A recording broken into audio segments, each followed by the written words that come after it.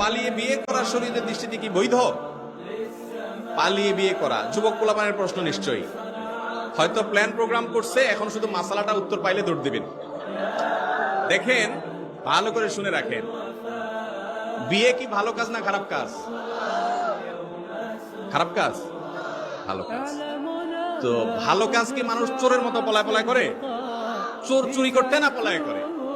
আপনি কি চুরি করতে যাচ্ছেন? তাহলে বাঘের বাচ্চার মতো বুক ফুলাইয়া প্রকাশ্যে ঘোষণা দিয়ে করবেন। হাদিসে আসছে আলিনু হাদান নিকাহ, বিবাহকে তোমরা প্রকাশ করো, জানান দিয়ে করো, ঘোষণা দিয়ে করো। এটা লুকায়া করার জিনিস না। যুবক ভাইয়েরা, ঘোষণা দিয়ে তো করতে পারবেন না, কারণ উত্তম মধ্যম পড়বে, বাপ মারা ধুইয়া একা একা সারতেছেন, সেজন্য পালানোর ধান্দা করতেছেন।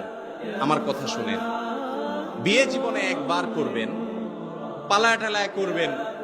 যে মেয়ের হাত ধরে যাবেন বা যে মেয়ের যে ছেলে ফুসলায়া ফাসলায়া রাজি করাইছে পালানোর জন্য, মনে রাখবেন এই ভুলের কারণে সারা জীবন আফসোস করবেন, আর এই ভুলটাকে শুধরাতে পারবেন। কারণ কি? বিয়ের সময় মা বাবা, ভাই বোন, আত্মীয় স্বজন, এলাকাবাসী মিলে যে আনন্দ হবে, এই আনন্দ ওই পালায়া পালায়া চুরি করে বিয়ে করেন না কোনোদিন পায় না। অন্যদের খুশির ছোটে বিয়ে হবে, আনন্দ হবে, এগুলো দেখে দেখে পরে আফসোস করবেন, হায় রে আমার কপালে কি হলো, অমুকের কথায় ফুসলানের চোটে তার হাত ধরে পলাই গেছে।